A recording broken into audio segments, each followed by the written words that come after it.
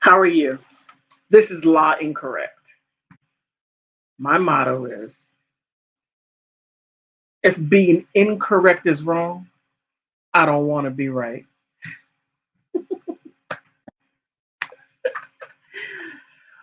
Um, I like being politically incorrect because being politically correct, it brings a whole lot of soft people, soft ideas, and soft policies. That's just me. Just me. However, that's not the reason why I'm doing this live stream. This live stream is Zelensky being used. I think he is. Um, how can I say? President Zelensky of the Ukraine is the convenient patsy. Okay, got to unpack this because there's a lot to this story. All right,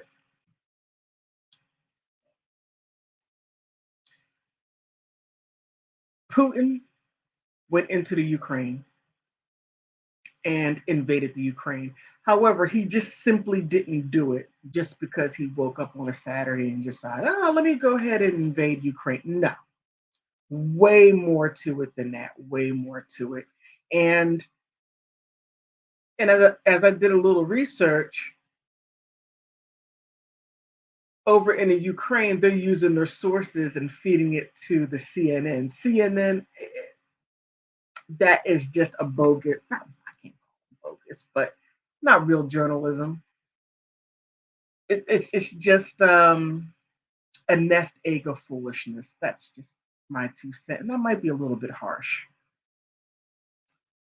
So, Zelensky, President Zelensky of the Ukraine, it's interesting how he was put into power. Number one, President Zelensky is an oligarch himself, worth millions and millions of dollars. So don't let the acting fool you. He is well off and wealthy. So there's an agenda there on his part.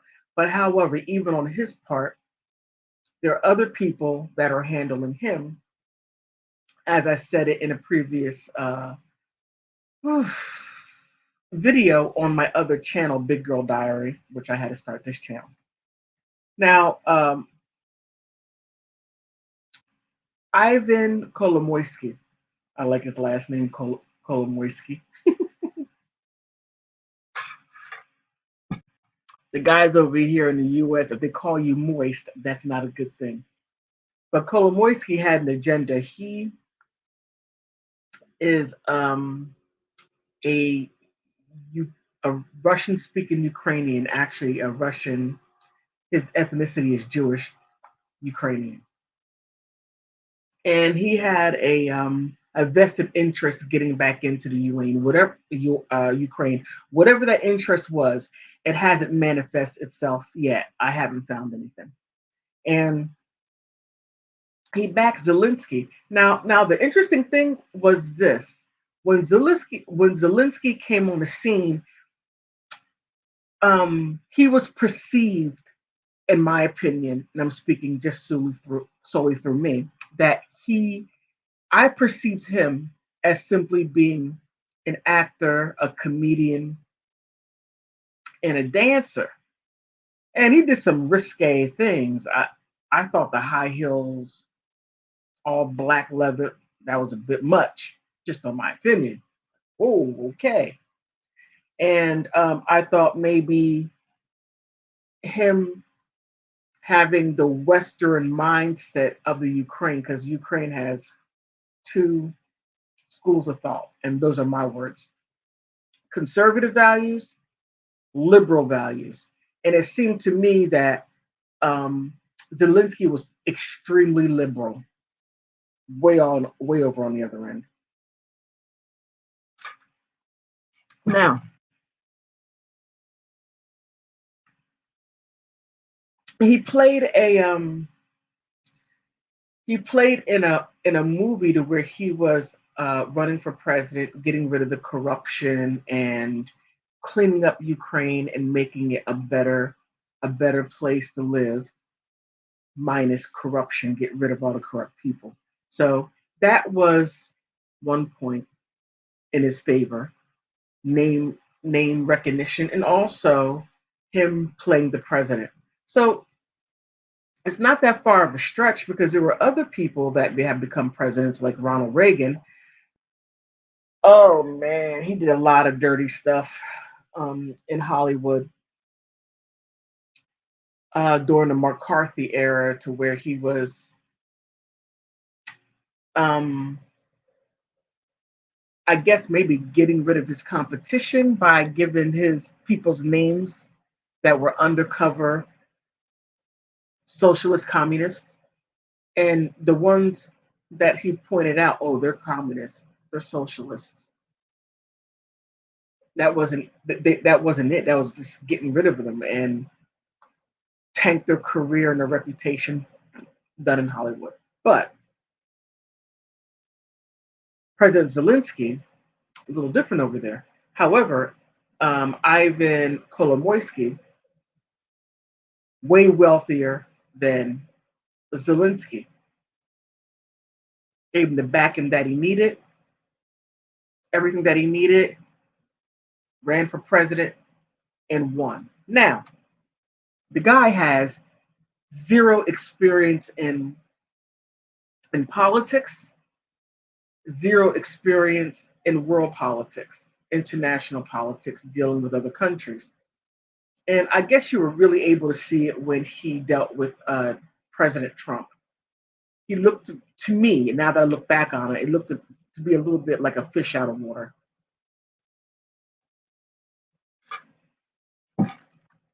Now, I'm not sure why President Zelensky started to push to become a part of the NATO, when that flies in the face of the Warsaw Pact back in 1949, when the Soviet Union and the Warsaw states made a pact that the Soviet Union would not invade. Now, NATO was only and put in place to keep the Soviet Union from taking over other countries. That was the only reason for NATO, was the Soviet Union. The Soviet Union's gone, so why does NATO still exist? I think there's a lot to it, a lot that's not being said. Now, let's keep in mind that NATO, it's so huge. Um,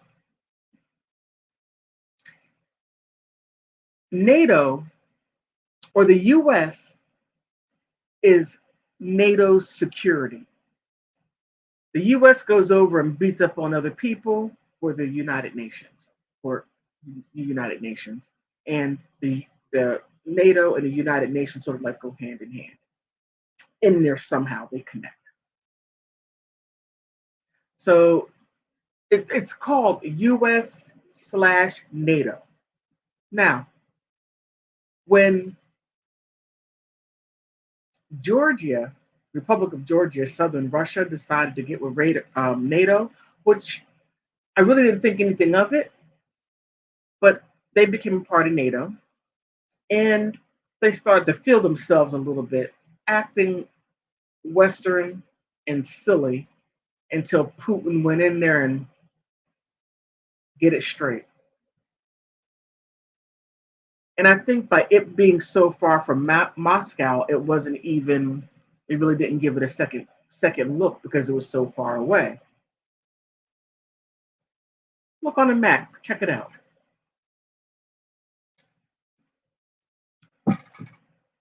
Now, when Zelensky started pushing for it, Putin was like, oh, wait a minute. Hold on. You're like, what, 100, a mile, an out two hours away from Moscow, that could cause a lot of damage depending on where you go. Now, there's a lot of facets, so I'm going to be spinning a lot of plates. Okay, the plate with Ivan Kolomoisky, the plate with President Zelensky and why he became president. Spinning the plate for NATO and why the U.S. NATO is so important to Ukraine because Russia didn't invade. Now they say that in 2014 Ukraine invaded. Now, from the information that I have come across, and I did fact check it, and it was correct that the Ukraine leased a military base over there in Crimea, and they were using that base. So when the Ukraine fell into a civil war, Russia was already there, and it made it seem like that Russia destabilized it. When the sources that I looked at and the newspapers back at that time that I read showed differently. So, is it a tomato or a tomato? Who knows? Now, that plate's spinning. Now that you have the Ukraine wanting to get in, now that right there goes against the NATO or the Warsaw Pact Treaty, 1949. It flies in the face of it. Number one, I already said NATO shouldn't exist, but however, it still exists for whatever reasons. I think they want to keep going. They don't want to lose their charter. They want to stay in power. It looks like they're trying to edge a war because they're surrounded. Russia. It's no longer Soviet Union. So, I mean, I have my theories why. I have my theories why. I have my theories why. Zelensky is being used. He is a useful patsy. This is how useful he is. President Biden recently said a couple of days ago that they had to get rid of Zelensky. Hey, the U.S. will come in, destabilize an area, take a president out, and put whomever that would do the U.S. bidding. And you're right there on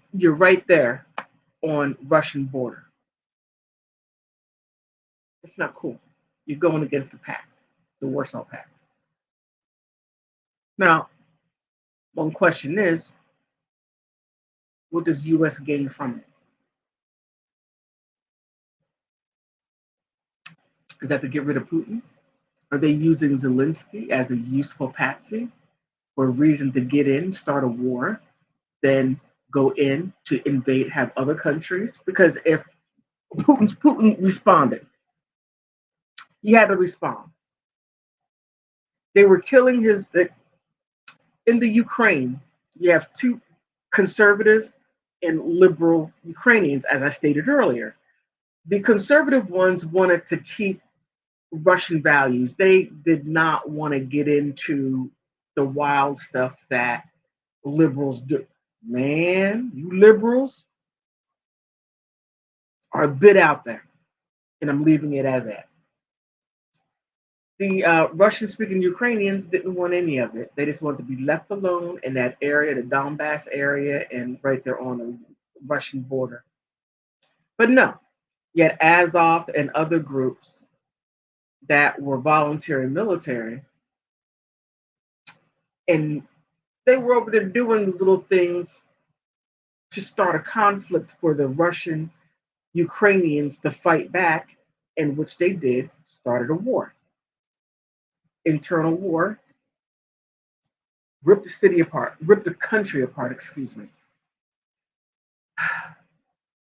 So many things going on there. Now that you have it settled and you have the Russian Ukrainian part, you have that, but there's still conflict. You have the liberals still coming over fighting them. You have um, what Putin called them terrorists and neo Nazis. He wants to denazify Ukraine. And from what I saw from documentaries, um, I didn't see the one by oh my goodness, Oliver Stone. I didn't see that one yet, Ukraine on Fire, but I did see the one called Winter on Fire. I can't remember the producer's name, but it's very interesting. Ooh, Ukraine, you got a lot going on there, and with uh, the open racism, and they're blatant with it, and it's at the point to where they went from a voluntary militia to a militia being part of the Ukrainian military to really deep in. And they went from the US to get trained, and they came back in order to be a Ukraine having a stronger military. Now, what the Azov and the other groups do is they have these camps for children, teach them how to defend themselves so when they get older they can go into the military, but also teaching them those, dare I say, neo-Nazi values. And they've been doing that ever since, what was it, 2014. Now you have now that the war broke out and Ukraine is on front street as far as the racism, and it's out there now. People are like, "Ooh, who knew Ukraine was like that?" Africans are getting slapped around there. Oh, it's terrible. But that's another spinning oh goodness plate. Their racism and their neo-Nazism. Now, what really got me was the UCCA. Never heard of it. Came across it by accident. Ukrainian Congress Committee of America. No, no, no, no, no. Again, flies in the face of the Warsaw Pact. The US is in there.